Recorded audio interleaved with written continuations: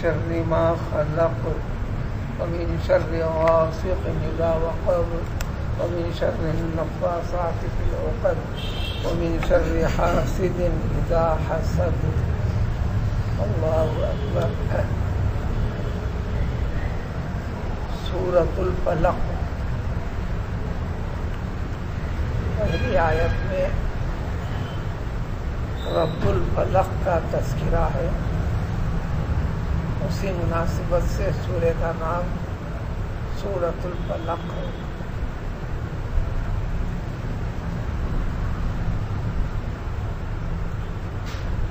یہ سورہ قرآنی سوروں کے ترتیب کے لحاظ سے 113 نمبر، اس کے بعد والا 114. یہ دونوں سورے جس وقت پیغمبر صلی اللہ علیہ وسلم کے پاس بھیجے گئے تو یہ دونوں سورے ایک ساتھ بھیجے گئے، ایک ساتھ نازل ہوئے. مفہوم کے لحاظ سے، مطلب کے لحاظ سے اور مقصد کے لحاظ سے یہ دونوں ایک ہیں. اس لیے ان کا نام معوذتین. معوذتن ایک چیز ہوتی ہے، معوذتین دو چیزیں ہوتی ہیں. جو تثنیہ ہے واحد کے بعد والی چیز، 3 سے کم والی چیز.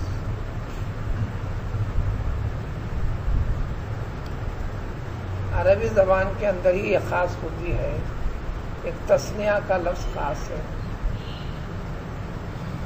تمام زبانوں میں ایک سے زائد والی چیز کو جمع میں شامل کرتے ہیں، اس لیے واحد اور جمع. عربی کے اندر واحد الگ چیز ہے، تثنیہ واحد کے بعد 3 سے پہلے، ایک کے بعد 3 سے پہلے والی چیز تثنیہ کہلاتی ہے. اس کا ایک خاص استعمال بھی ہے، پورا قرآن اس سے بھرا پڑا ہے. 2 کے بعد اس کی کوئی حد نہیں، وہ جمع ہے. جمع میں کم سے کم 3 عربی میں، غیر عربی میں کم سے کم 2 کا نام جمع. تو معوذتین تو عربی میں گنتی بھی 3 سے شروع ہوتی ہے، 1 سے نہیں، 2 سے نہیں، 3 سے شروع ہوتی ہے. کسی چیز کو ایک کہنا ہے، جیسے کتابن کہتے ہی اس کا ترجمہ خود ہوتا ہے ایک کتاب. کتاب بولو، ایک کتاب کے ساتھ آتا ہے. اور جب اس کو 2 کر دینا ہے تو کتابان یا کتابین. ہمارے عربی زبان میں اعراب کے ساتھ ایک شناخت جوڑ دی گئی ہے. تو پیش اگر دینا ہے تو کتابان، اگر پیش نہیں دینا ہے، زبر لگانا ہے اس کو یا زیر لگانا ہے تو کتابین. اسی طرح معوذتین یہ زیر کی حالت ہے. زیر زبر پیش کی شکل میں عربی میں اعراب بہت کم آتا ہے. سب سے زیادہ اعراب حروف کی شکلوں میں بدل کر آتا ہے.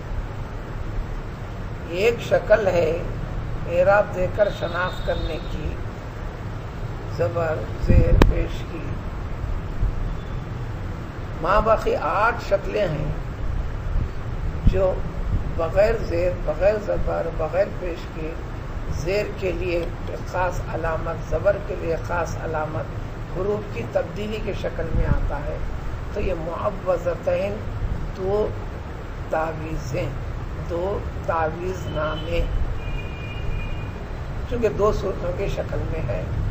جب یہ سورہ آئے، سورہ کا جب اختتام ہوتا تو جبریل امین علیہ السلام پھر دوسرا سورہ لے کر آتے تو بسم اللہ الرحمن الرحیم کی تلاوت فرما کر پیش کرتے. تو قرآن میں جہاں جہاں بسم اللہ الرحمن الرحیم سوروں کی ابتدا میں ہے، سابقہ سورے سے الگ کر کر نئے سورے کی ابتدا کی علامت ہے، شناخت ہے، وہ سورے کا حصہ نہیں ہے. اسی لیے نماز میں، جہری نماز میں جب سورہ پڑھتے ہیں، جب قرآن پڑھتے ہیں تو جہری نماز میں قرآن کے حصے کو جہر سے، بآواز بلند، زور سے پڑھنا ہے. ہر سورے کے لیے بسم اللہ الرحمن الرحیم کی تلاوت ہے، کرنا ہے، ضروری ہے. بلکہ دین کے ہر کام کے لیے، مسلمان کی زندگی کے ہر کام کے لیے بسم اللہ الرحمن الرحیم یہ اسلامی تعلیم ہے، اسلامی رنگ ہے. تو سورے کی ابتدا جب پڑھتے ہیں نماز میں بسم اللہ الرحمن الرحیم کو آہستہ پڑھتے ہیں اور سورے کی ابتدا کو زور سے شروع کر دیتے ہیں. تو اس کا یہی مطلب ہے کہ اس سورے کے ساتھ سورے کا حصہ نہیں ہے، اس سورے کے آیتوں کی گنتی میں اس کا شمار نہیں ہے، اس کا شمار نہیں ہے. لیکن نماز میں پڑھنا ہے تو نماز میں پڑھنا فرض بھی نہیں ہے، سنت ہے. اور سنت چھوٹتی ہے تو سجدہ سہو بھی نہیں ہے. نماز کے اصلاح کا طریقہ یہ ہے کہ نماز میں جتنے چیزیں کی جاتی ہیں اس میں شناخت کرنا ہے، اس میں فرض کیا چیزیں ہیں، اس میں ذریعہ خرابی ہے تو ناقابل برداشت، ناقابل تلافی. فرض کے چھوٹنے پر ایک نہیں ہزاروں سجدے سہو کر لو، نماز ہوئی ہی نہیں. ایک ہی شکل جملہ 7 چیزیں فرض ہیں، 8ویں چیز نہیں.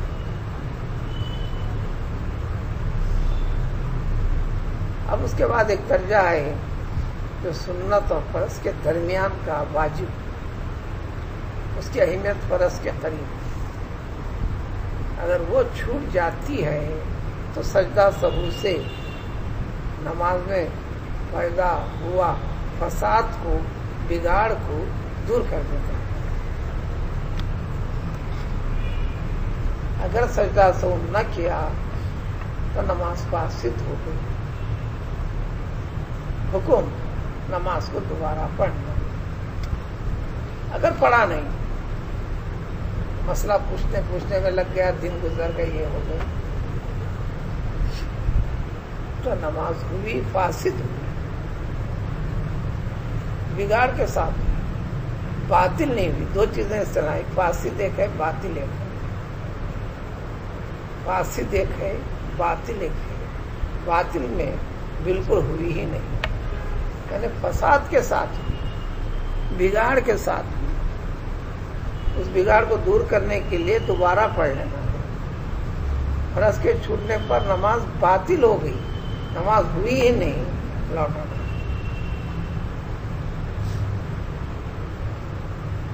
اس لیے فرض جو 7 ہیں اس میں تاخیر نہیں ہونا. تو سب سے پہلا جو واجب ہے، فرض کی ادائیگی میں دیر ہو جائے تو بھی سجدہ سہو. ماں باقی واجب چیزیں ہیں، ماں باقی واجب چیزیں ہیں. یہ واجبات وہ صرف 12 ہیں، زیادہ. فرائض 7 ہیں، واجب چیزیں 12 ہیں. اس کی شناخت کرنا، اس کے بعد 20 چیزیں نماز میں. اگر وہ چھوٹتے ہیں، آگے پیچھے ہوتے ہیں، تو نماز میں سجدہ سہو بھی نہیں، نماز کو لوٹانا بھی نہیں. ہاں، حد درجے ادب کا اہتمام نہیں کیا. فتویٰ یہی ملے گا نماز دوبارہ پڑھنے کی ضرورت نہیں. بعد میں دوسری باتوں پہ چل پڑے ہم. تو یہ معوذتین تسمیہ ہے کہ دونوں سورے ایک ساتھ نازل ہوئے، اس لیے دونوں سوروں کا نام ملا کر معوذتین. معوذ عربی کے لفظ ایسا سورہ جس سے تعویذ کا کام لیا جاتا ہو. تعویذ کے معنی پناہ حاصل کرنا، کسی کی حفاظت میں آنا، وہ ہے اللہ تعالیٰ کے ذات. کسی کی حفاظت میں آنا، حفاظت والی چیز کو تلاش کرنا. اب حفاظت کی ضرورت کب پڑیں گی؟ جب مصیبت آئی تو، نقصان ہوا تو. مصیبت و نقصان بیماری کا ہو سکتا ہے، انسانوں سے ہو سکتا ہے، شیطانوں سے ہو سکتا ہے، جانوروں سے ہو سکتا ہے، حاسدوں سے ہو سکتا ہے.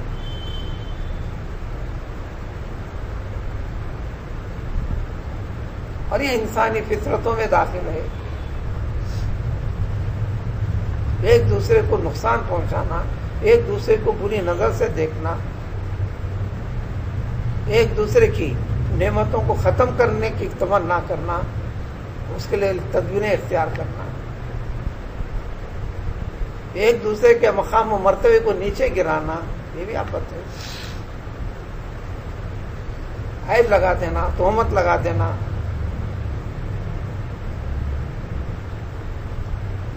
اس قسم کے جتنے خرابیاں ہیں تمام چیزوں کے لیے یہ اس کا حل ہے. یہ معوذتین قرآن کے ساتھ نبی کریم صلی اللہ علیہ وسلم کا زندگی بھر کا عمل ہے. صحابہ کرام رضوان اللہ تعالی مجمعین کو تعلیم ہے، تربیت ہے. کل لیلۃ کے الفاظ حدیث شریف بھی ہم کو ملتے ہیں، لیکن وہ زمانہ تو ہم نے دیکھا نہیں. اس زمانے میں رہنے والوں کے ساتھ ہمارا اٹھنا بیٹھنا ہوا نہیں، ان سے راز کوئی بات سننا سنانا ہوا نہیں. ہم تک جو باتیں آئیں سند اور دلیل کے ساتھ نقل در نقل ہوتے ہوئے، نقل در نقل ہوتے، اب 1500 سال کے قریب کا زمانہ آ گیا. ساری کی ساری چیزیں ایک سلسلے سے ہمارے پاس آئی ہیں. جو چیز پہنچی ہے اس میں یہی ذکر ملتا ہے کہ کل لیلہ، ہر رات ہر شب پیغمبر صلی اللہ علیہ وسلم نے سورہ اخلاص کے ساتھ کافروں کو ملا کر ان 2 سوروں کی تلاوت فرمائی. جمع کفئی، رفع یدیہ، 2 چیزیں الگ ہیں. جیسے ہاتھ میں اٹھانا، رفع یدیہ. وصلی لربک وانحر، نماز پڑھیے پھر قربانی کیجیے. صلاۃ کے معنی اصل دعا کے، نماز بھی ابتدا سے انتہا تک دعا ہے، ایک مفہوم کا اضافہ ہو. اسی کے اندر ترجمہ یہ بھی ہے وصلی لربک وانحر، دعا کیجیے اپنے رب سے اور ہاتھ سینے تک اٹھائیں. تو دعا کے اندر ہاتھ اٹھانا، دعا کر رہا ہوں کر رہا ہوں، ہاتھ چھوڑ رہا ہوں کر لو، طریقہ بتا. ہاتھ اٹھانا، اپنے آپ کو عاجز اور منکسر ظاہر کرنا، رب کی بڑائی اور کبریائی کا اظہار کرنا اعضاء جوارح سے، انسانی حرکتوں سے. اب اس میں دونوں طریقے ہیں ہاتھ ملانے کے، لیکن ہاتھ نہ ملانا افضل ہے، ہاتھ کھلا رہے. اپنے لیے جگہ نظر آ رہی، جب دعا کے لیے ہاتھ اٹھاتے تو یہ فصل رہتا نہیں، رحمت کے پردے رہتے ہیں. تو ہاتھ اٹھا تو رفع یدین ایک چیز ہے، ہاتھ اٹھانا. اس سلسلے میں جو لفظ اور سلسلہ ملتا ہے جمع کفئی، ہاتھوں کو جمع کرتے ہیں، وہاں میں سے اٹھانا، یا کفین کو جمع کا ذکر آنے کی وجہ سے دعا میں ہاتھ اٹھانے کے متعلق بات ذکر کرنا پڑا. اس سلسلے میں جتنے حدیث ہیں، کان نبی صلی اللہ علیہ وسلم جمع کفئی کل لیلۃ، دونوں ہاتھوں کا جمع تلاوت کرتے تھے. اور صحابہ رضوان اللہ تعالی عنہم اجمعین کو جو تعلیم دیے، تربیت دے، جب بتائے تو سلاسن کے لفظ سے فرمائے 3 مرتبہ کرو. اور یہ کام صبح میں بھی ہو، شام میں بھی، رات میں بھی ہو، صبح نیند سے بیدار ہونے کے بعد بھی، رات میں بھی ہو. اللہ تعالیٰ نے فرمایا کہ قل کے مخاطب سب سے پہلے پیغمبر صلی اللہ علیہ وسلم، کہ بواسطے پیغمبر صلی اللہ علیہ وسلم اس کلام پاک پر ایمان رکھنے والے ہر شخص کو حکم دے، قل کہے کہ پڑھ. کیا پڑھ، کیسا پڑھ، ترجمے کے ساتھ دیکھیں گے. تو مطلب ہوا تو ایسا کہے تو جواب خود بخود جو ذکر نہیں ملے گا، میں تیرا محافظ ہوں، میں تیری حفاظت کروں گا،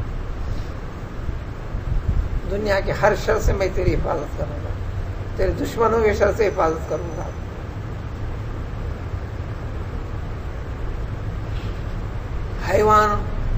حیوان جانوروں کی قسم کی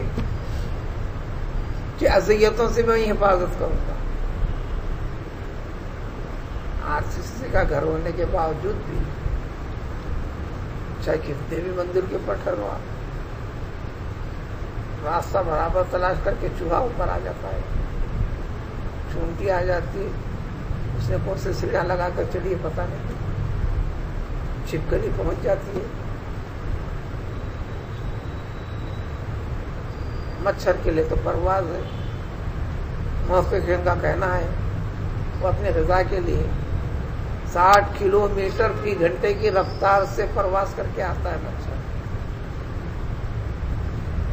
ایسا سنا تھا میں نے، تحقیق کرنا ہوا. پہنچتے ہیں، جب یہ پہنچتے ہیں تو مینڈک وغیرہ چیزیں مچھر کو کھانے والی ایک مخلوق ہے، وہ ان تک رسائی ہوتی ہے. پھر ان کو ایک دوسرے کا پیچھا کرتے ہوئے حتیٰ کہ اوپر کی منزلوں تک بھی سانپ بھی پہنچے ہیں. چوہے کی قسم کی چیزیں، چچوندری وغیرہ دیگر قسم کے، کبھی کبھی غفلت ہوتی ہے، پرانا سامان ایک جگہ ڈھیر میں جمع ہو رہتا ہے، اس کے اندر خود پیدا ہونے لگتے ہیں. وہ دیمک پیدا ہو جاتی ہے. پھر ایک دوسرے کے لیے ایک دوسرے کو کھانے والی چیزیں پیدا ہوتے ہیں. یہ قدرت کا نظام ہے اور نقصان کے پہنچانے کا ذریعہ رہتا ہے. تو ہر قسم کے شر سے حفاظت، شیطانوں کے شر سے، انسانوں کے شر سے، جنات کے شر سے، مخلوقات میں سے کسی بھی قسم کا شر سے. یہ 2 تعویذیں ہیں اور دونوں مل کر ایک ہوتی ہیں، کیونکہ 2 صورتوں میں ہیں، اس لیے معوذتین ہے. ایک تفصیل اور باقی ہے، یہ تعویذ کی کیا حقیقت ہے، کس حد تک اسلام کا نظریہ جائز کا ہے، کس حد تک اس کے باہر کا نظریہ ناجائز ہے، وہ ایک تفصیل ہے. تو اب آیتوں کا ترجمہ لہذا آپ پڑھیے، پیغمبر کے لیے بھیج کر کے نازل ہونے کی وجوہات بھی ہے، سبب بھی ہے. ایک بڑی آفت خود پیغمبر صلی اللہ علیہ وسلم پر ڈال دی گئی.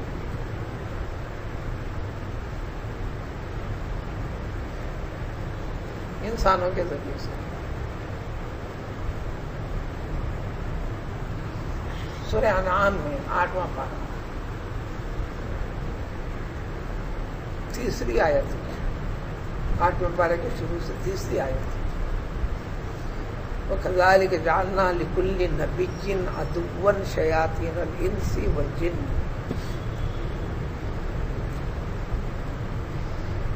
اس نبی کو آخر زمان پیغمبر کو پریشانیوں کا سامنا کرنا نہیں پڑا، بلکہ اللہ تعالیٰ نے فرمایا اس نبی کو علیہ الصلوۃ والسلام کو اس سے پہلے بھی جتنے نبیوں کو نبوت دے کر بھیجے تھے، ان کی مخالفت کرنے والے دشمن انسان بھی شیطان بھی.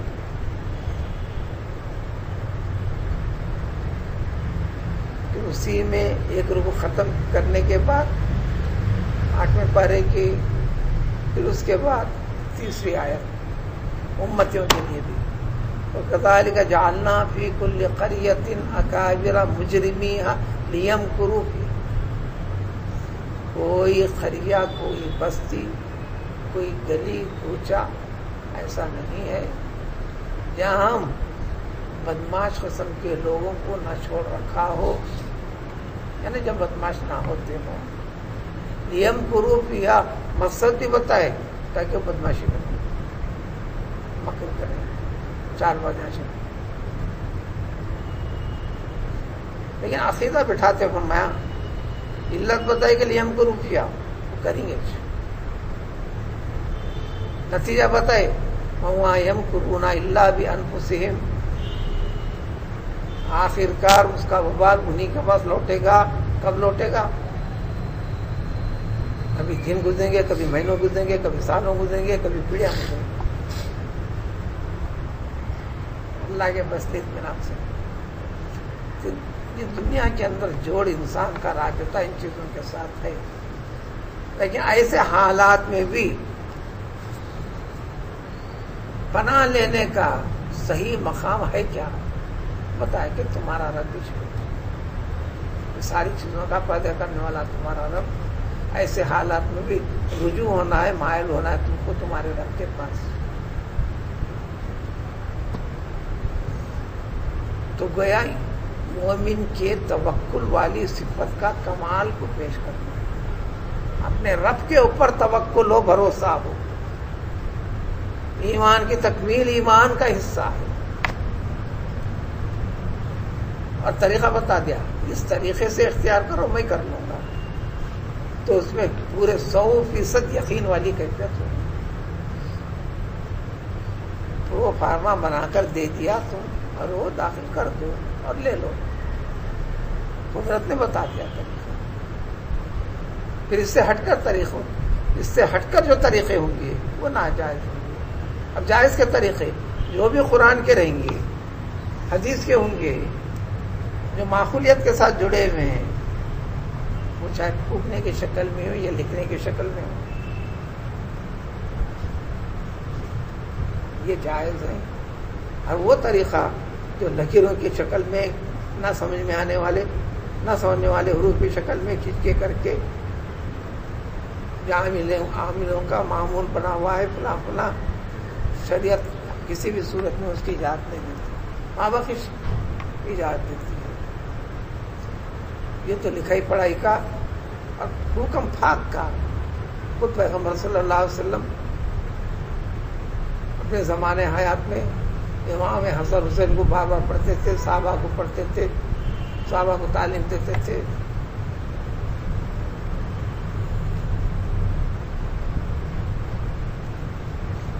اگر وہ دعائیں یاد کرنے کی دلچسپی ہے، ساری دعاؤں کا ولیطہ لکھ کے دے سکتا ہوں. اگر یاد کرنا چاہتے ہیں، ذکر سننے کے لیے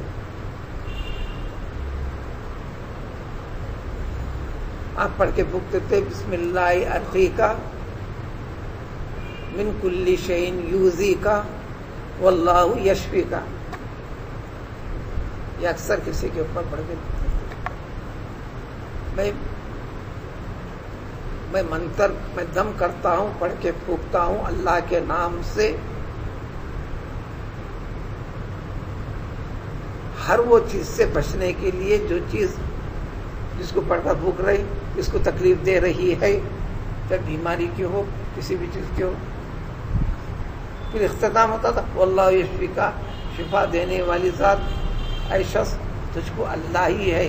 میرے پڑھنے کی وجہ سے ہو رہا یہ نہیں، میں ہی پڑھ رہا ہوں، میں اللہ کے نام سے اللہ کا واسطہ دے کر پڑھ رہا ہوں. ہر وہ چیز جو تجھ کو اذیت پہنچا رہی ہے اس سے حفاظت کے لیے، بچنے کے لیے. لیکن یہ کام کرنے والی ذات اللہ وحدہ لا شریک کی، شفا دینے والی ذات اللہ تعالیٰ کی. یوں کہو ڈاکٹر دوا دے رہا ہے، یہ دوا لگے گی انشاءاللہ، لیکن اس میں شفا ہوگی اللہ کی.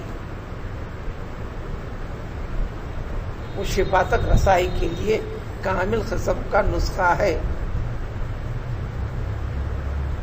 جو اللہ نے سکھایا، بتایا، اس کو توفیق دیے، اس کے مناسبت سے لکھ دیا اس نے. اور بات وہیں پر ختم نہیں ہوتی، اس کے پیچھے رب العزت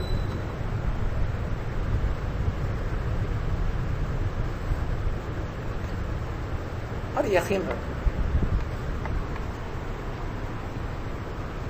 دعا کے اندر بھی ساری چیزیں جو ہے نا مفہوم کے اندر اللہ تعالیٰ کے اوپر پوری طرح، اور یہ طریقے جو ہیں خود قدرت کی طرف سے ذکر کر دیے گئے بواسطے جبریل علیہ السلام، سبق کے لیے، نمونے کے لیے خود پیغمبر صلی اللہ علیہ وسلم کے اوپر سحر کر دیا گیا تو جادوگری سے بچنے کے لیے.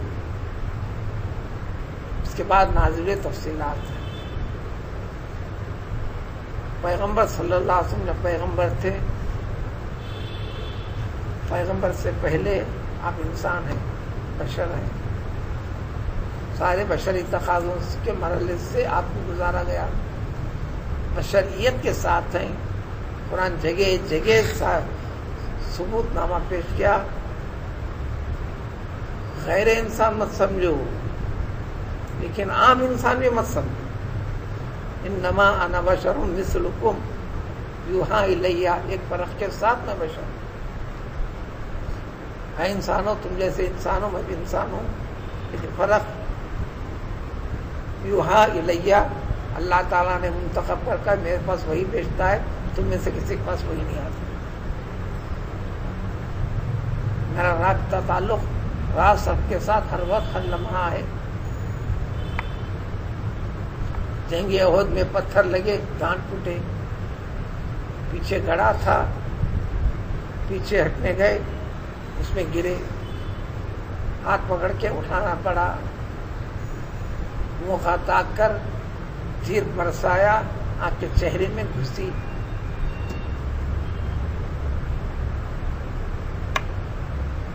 جب گھسی تو اثر بھی ہوا، جب دانت لگے تو دانت نکلے بھی. تدبیریں کر کر بکری کا گوشت میں زہر ملا کر کھلایا گیا. اللہ نے موت نہیں دی لیکن زندگی بھر اس کا درد اور تکلیف آپ تاحیات محسوس کرتے رہے. شفا ہوئی لیکن شفا کلی ہوئی نہیں، سب کچھ کرتے رہے. تو اس شہر کے اندر بھی بیسوں واقعات ہیں، بیسوں تفصیلات ہیں. آپ صلی اللہ علیہ وسلم کو نقصان پہنچانے کے لیے، دنیا سے ختم کرنے کے لیے کفار نے کوشش کی، یہودیوں نے کوشش کی، جو جو حربے ہو سکتے تھے، مادی غیر مادی، ظاہری اور باطنی، تو اس میں سحر کا بھی استعمال کیا گیا. اس کے لیے جال بچھا کر، تدبیریں کر کر. ایک یہودی ولید بن المعتصم شخص تھا، اس کے لڑکے کے ذریعے سے آپ کے گھر میں جو آوک جاوک ہوتی تھی، آپ صلی اللہ علیہ وسلم کے کنگھے مبارک کو جس میں کچھ بال بھی لگے ہوئے تھے. سحر کے لیے ایک لازم ہے، پہلے بھی تھا، آج بھی وہی ہے. برا چاہنا، حسد کرنا، اس کے لیے کچھ کرانا، عملیات، یہ ایک الگ چیز ہے. یہ پھر بھی کم اثر والے رہتے ہیں، لیکن سحر ذرا زیادہ اثر والا ہوتا ہے. سحر کے لیے آپ کے بدن کی، آپ کے استعمال کی کوئی چیز ہونا ضروری ہے. بھلے آپ کا کرچیف کہیں، آپ کا کپڑا صحیح، کوئی نہ کوئی ایک چیز جو آپ کے استعمال کی، جس میں آپ کا ہاتھ لگاؤ، پیر لگاؤ، اس کے ذریعے سے سحر ہوتا ہے. سحر کے سارے عملیات، کوئی نہ کوئی چیز بنیاد آپ کی اپنی لے کر، ماں باقی چیزیں برائی کرنا، عملیات کرنا، چھوچا کرنا، چڑھانا، اتارنا کرنا، یہ اس کے اثرات میں رہتے، وہ ایک الگ چیز ہے، اور وہ بھی اثر کرتے ہیں، بلا کرتے ہیں. لیکن سحر کے اندر یہ ہے.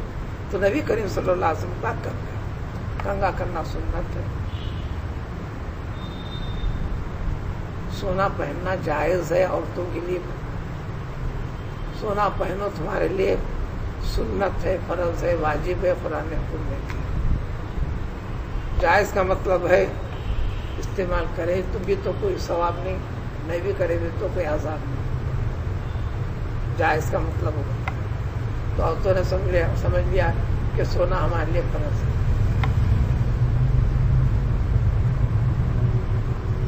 انتہائی بڑھیا بھی ہے تو سونے کی محبت اس کے دل سے ہٹتی ہے.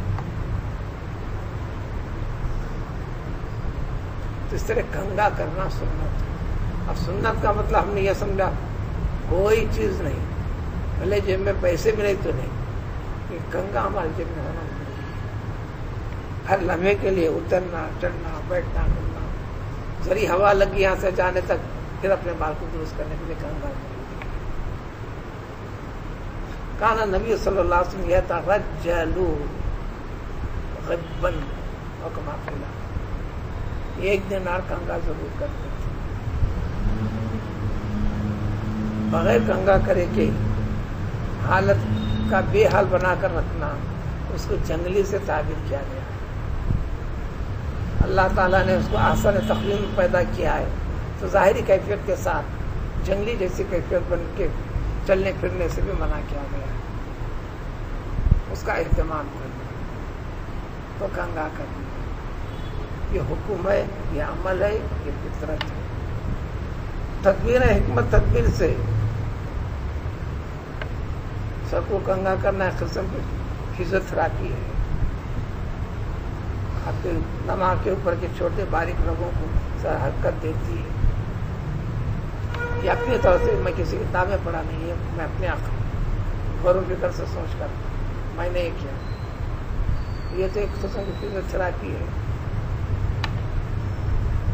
جب وہ فزیوتھراپی ہے تو لغو و فالج سے بھی بچنے کا امکان ہو سکتا ہے، کیونکہ میں جس کا کوئی ثبوت پڑھا نہیں.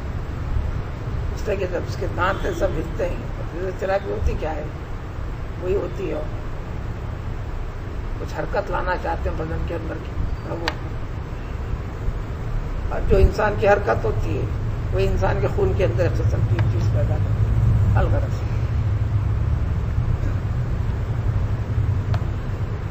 تو یہ پیغمبر صلی اللہ علیہ وسلم کے کنگے کو لے کر اس میں جو بال لگے ہوئے تھے خالی اسی کے پر نہیں، اب وہ اپنا فن استعمال کیا. اس کے 2 بیٹیاں تھیں، اس سے کیا. اس کے اندر اسی لیے نفاسات کا ذکر ہے، عورتوں کا پھونک مارنے والی. اس کا مطلب ہے کہ جادوگریاں صرف عورتیں ہوتے مرد نہیں ہوتے، ایسا نہیں. پورا مشن چلانے والا ولید بن معتصم تھا. لڑکے کے ذریعے سے عمل کروائی تھی، اس کی بیٹیاں کی تھی. وہ کنگا لے کر اس میں سے بال لے کر تفاصر یہاں تک ہے کہ ایک موم کا ایک پتلا بھی بنا کر اس میں سوئیوں کو چبو کر بالوں کے اندر وہ شیطان یمن کو پڑھ کر پھونک کر 11 گھنٹیاں ڈالی گئی.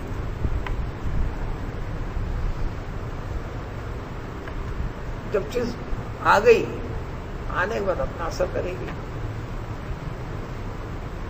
اور یہ اثر نبی کریم صلی اللہ علیہ وسلم کے ظاہر بدن کے ساتھ ہوا.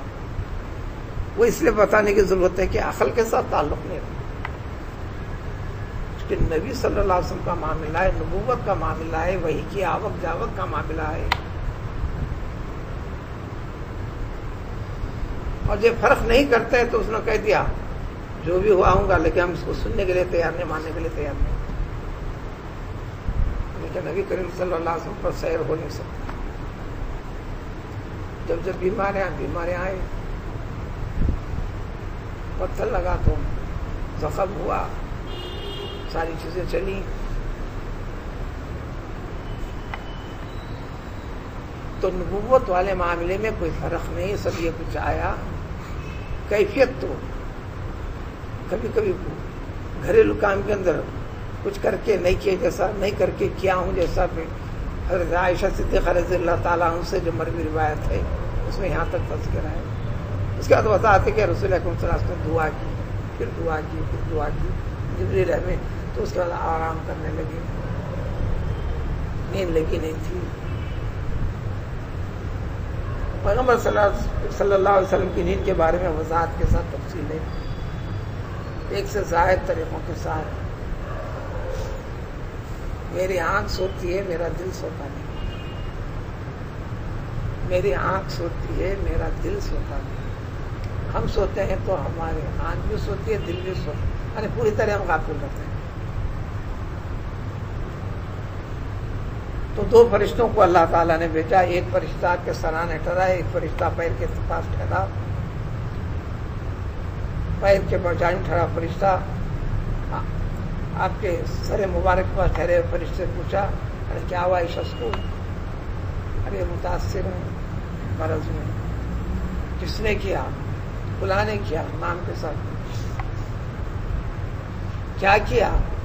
وہ کنگا لے کر یہ لے کر گھٹے ڈالا. اب کہاں ہے؟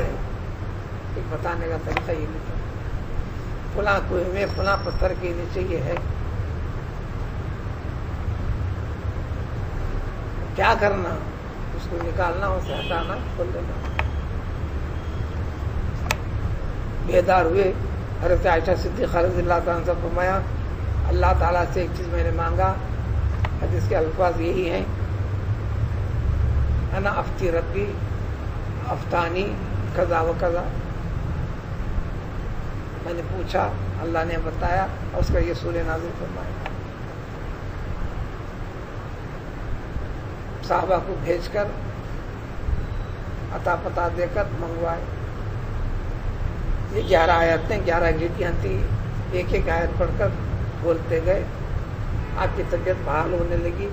پھر 11ویں آیت ختم ہونے پر پوری طبیعت کے اندر جو ثقل بھاری پن بوجھ تھا، سستی تھی، نشاط نہیں تھا، وہ سب ختم ہو گیا. ایک دم ہلکے پھلکے نشاط، چست و چالاک جیسی کیفیت پیدا ہو گئی. صحابہ نے ذکر کیا، حضرت عائشہ نے ذکر کیا، درخواست کی.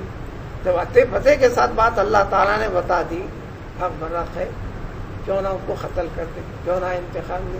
حضور صلی اللہ علیہ وسلم فرمایا، ہرگز نہیں، نام بھی نہیں بتانا، نام بھی نہیں بتائے، نام بھی نہیں بتانا. میری وجہ سے کسی اور کو تکلیف پہنچی ہے نہیں. اللہ تعالیٰ نے عافیت دے دی مجھ کو، بس یہ کافی. اللہ نے شفا دے دی، اللہ نے عافیت بخش دی. اپنا کام نکل گیا. کام نکلنے کے بعد اب اس کو پیچھا کر کر اس کو مشقت پہنچانے کے لیے پھرنا، یہ میں پسند نہیں کرتا. یہاں بات رک کر اس کو سنانا اس لیے ہے، میں روز قرآن پڑھتا ہوں، میں 5 وقت کی نماز پڑھتا ہوں. میرے گھر میں شیطان گھس کے آگا، میرے پر مسلط ہوگا، مجھ کو پریشان کر رہا، مجھ میں یہ حالات ہو رہے ہیں. یہ ذرا فہم کی کمی کا نتیجہ ہے، سوچنے کو پڑنا. اب دنیا ان سارے قسم کے مختلف قسم کی نوعیت والی چیزوں سے انسان کو گھیرنے والی چیز کا نام ہی دنیا ہے. ان ساری چیزوں کے اندر نفس ایمان، ان حالات میں اپنے رب کی طرف رجوع ہونے کی کیفیت کو اختیار کرنا. اسے پورے سورے کے اندر ایک لفظ کے اندر خلاصہ کیا ہے؟ پوری طرح ہر حال میں اللہ تعالیٰ کے اوپر کامل درجے کا اعتماد کرنا، بھروسہ کرنا، توکل کا سبق ہے، جو ترجمے میں نہیں ملتا. مطلب وہی ہے، تمہارے خیر میں بھی رب کی طرف، تمہارے ساتھ برا ہوتا ہے بھی تو رب کی طرف. ہاں، تمہارے ساتھ جو برا ہوتا ہے اس برائی کو دور کرنے کے لیے بھی تم کو اپنے رب سے رجوع ہونا. تمہارا رب ہی ہٹا سکتا ہے. مجھے شبہ اس کو، میں اس کو مار دیتا ہوں تو قتل کر دیتا ہوں.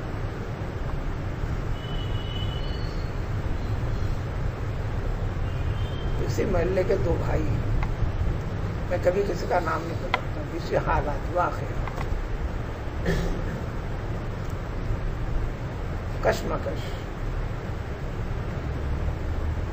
ایک بھائی کو شبہ ہے کہ یہ بھائی سحر کر رہا ہے، جادو کر رہا ہے، سحر سے متعلق بات.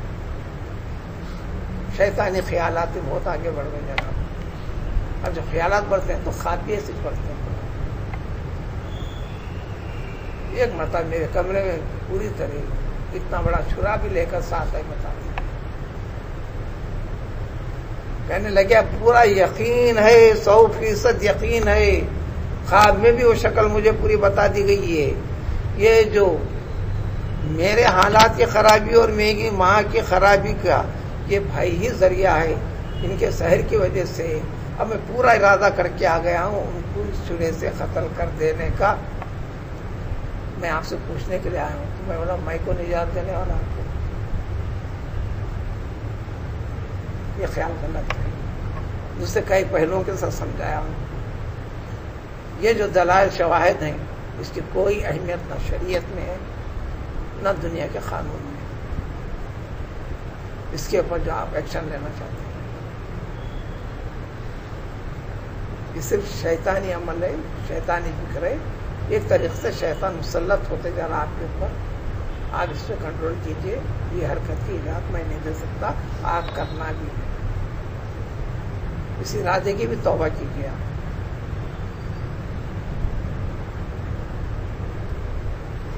تو آدمی کے اندر شیطان وسوسے غضب ڈال کر بیسیوں کیفیتیں پیدا کرتا ہے. خود رسول اکرم صلی اللہ علیہ وسلم تو اللہ تعالیٰ کی طرف سے بتا دیا گیا فطری طور پر غیظ و غضب میں صحابہ رضوان اللہ تعالی اجمعین نے انتقام کی طرف آگے بڑھنا چاہے, قتل کرنے کا عزم بھی ظاہر کیا. رسول اللہ صلی اللہ علیہ وسلم نے منع فرمایا, ہرگز نہیں. یہ فرمایا اللہ نے مجھے عافیت دیتی بس یہ کافی ہے, اب میں اس کے لیے کچھ نہیں کرتا. تو کھل کہہ رہے ہیں اللہ تعالیٰ آپ سے پڑھنے والے سے سب سے پہلے پیغمبر صلی اللہ علیہ وسلم سے یہ کہو, ٹھیک ہے میں کہتا ہوں کیا ہونے والا ہے, وہ جو آپ خود پڑھ دیکھے حفاظت میں کرنے والا ہوں, یہ خود نکلے گا, جس کو نہیں بولتے. تم یہ کرو تو پناہ طلب کرو تم, یعنی حفاظت چاہو تم, بچاؤ چاہتا ہوں میں, حفاظت چاہتا ہوں میں رب الفلق کی من شر ما خلق سے, سورہ کے ختم تک جتنی چیزیں, من شر ما خلق سے, من شر غاسق اذا وقب سے, ومن شر النفاثات فی العقد سے, ومن شر حاسد اذا حسد سے بچ کر آپ کی حفاظت چاہتا ہوں, آپ کی طرف سے بچاؤ میں چاہتا ہوں اپنے لیے. اس لیے کہ میں مربوب ہوں, آپ رب ہیں, آپ میرے رب ہیں. رب الفلق عام ترجمہ بچوں کو بھی ہم رٹاتے نہیں کرتے. فلق کے میں نے صبح کے کر لو تو رب الفلق صبح کے رب کی, لیکن اس معنی کی بڑی حقیقت ہے. جو رب صبح صباحی نہیں بولے. فلق کائنات کی ساری چیزوں کے اوپر اطلاق ہوتا ہے.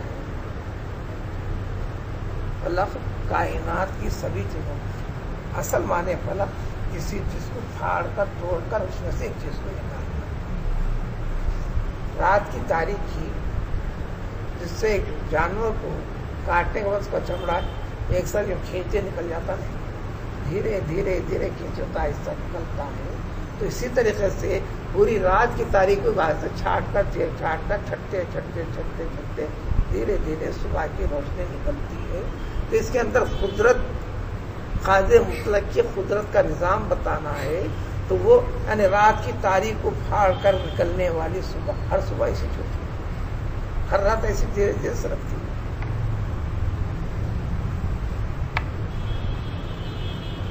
اور اسی فلق کو ساتھ میں بار میں ان اللہ فالق الحب والنوى, وہاں فلق بتائے دانے کو پھاڑ کر نکالنے والا. تو کائنات کو بھی اللہ تعالیٰ ایجاد کے نور سے پھاڑ کر پیدا کیا لفظ کن کے ساتھ. تو کائنات کے ہر چیز کا تعلق, تو وہ تمام چیزوں کے تعلق قدرت رکھنے والی جو ذات رب کی ہے, اس میں دیکھ بھال رکھنے کرنے والی ذات, اس رب کی پناہ, اس کو پناہ دینا کوئی مشکل نہیں. سب سے بڑی طاقت, سب سے بڑا کمال, سب سے بڑی قدرت کا میں معترف ہوں.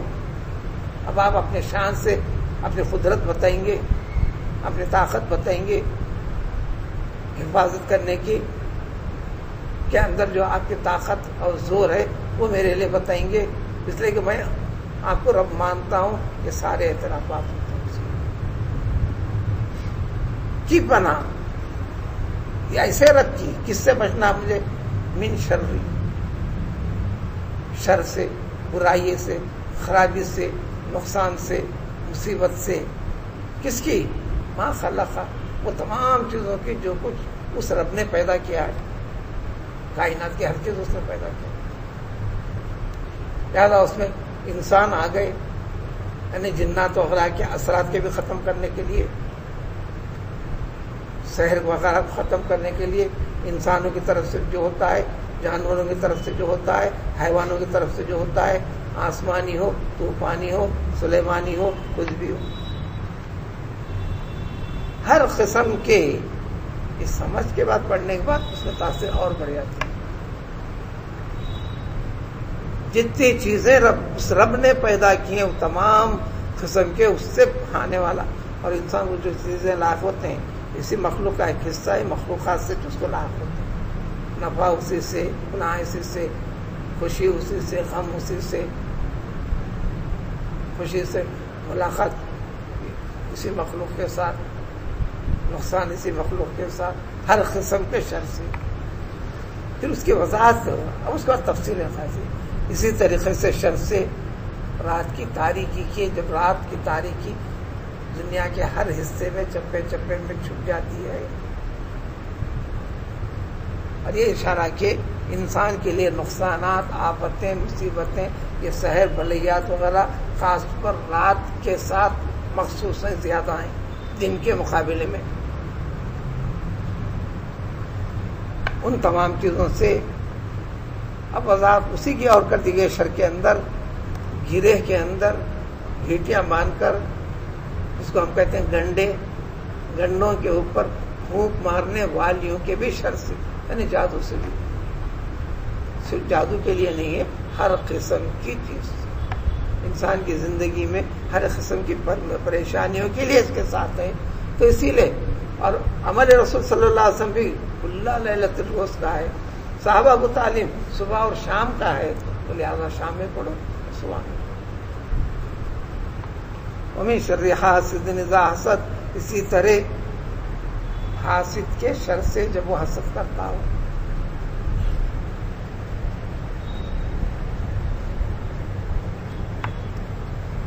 حسد کی بڑی تفصیل ہے. حسد سے منع کیا گیا ہے جو کسی کو نقصان پہنچانا ہے. 20 انسان ہوتے ہیں، اس کو کچھ ہونا نہیں لیکن انہیں بھی اچھا نہیں لگے، اس کو نقصان پہنچانا، اس کی حالت اچھی نہیں لگی. کسی کی اچھی حالت کو ختم کرنا، نبی کریم صلی اللہ علیہ وسلم کے شرف و مرتبے کو جو زمین کے اوپر فوق پا جات رہے تھے، ان ساری کی ساری چیزوں کو ختم کرنا چاہتے تھے. وہ سحر بھی اسی حسد کا نتیجہ تھا. حسد کے نتیجے میں جو کچھ کرتا ہے انسان کرتا ہے. لیکن ایسا حسد اس کی نعمت کو ختم کرنے کے لیے نہیں، اس کے کمپٹیشن میں اپنے آپ کو شریک کرنے کے لیے ہو. جب انہیں ہے تو میں بھی کم از کم اس کے برابر پہنچ کے رہوں گا، وہ حسد جائز ہے.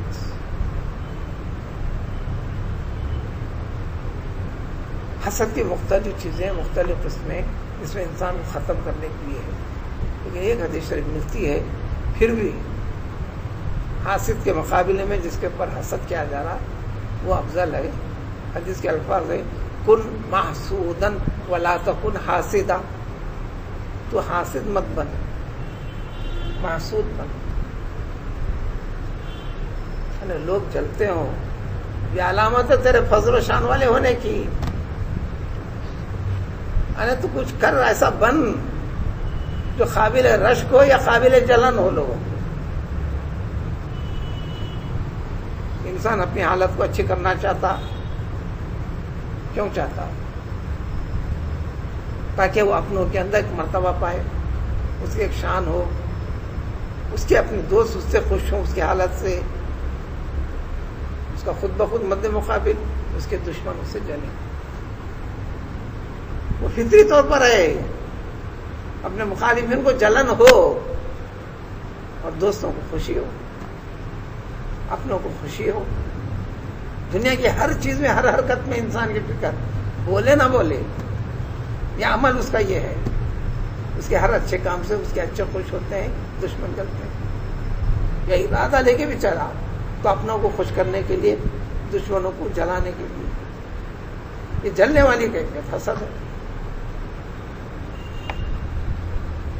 اسی کا سلسلہ آگے چلے گا. اس کے اندر انسان کے بدن سے جڑے ہوئے دین دنیا کی دونوں چیزوں سے تعلق ہے، لیکن زیادہ تعلق سورہ فلق کے اندر انسان کے بدن کو آنے والے نقصانات سے نجات پانے کے طریقے ہیں. پھر اس کے بعد والے طریقے اگلے سورے کے اندر اس طرح دونوں سورے مل کر ایک چیز کی تکمیل ہوتی ہے. سبحان اللہ.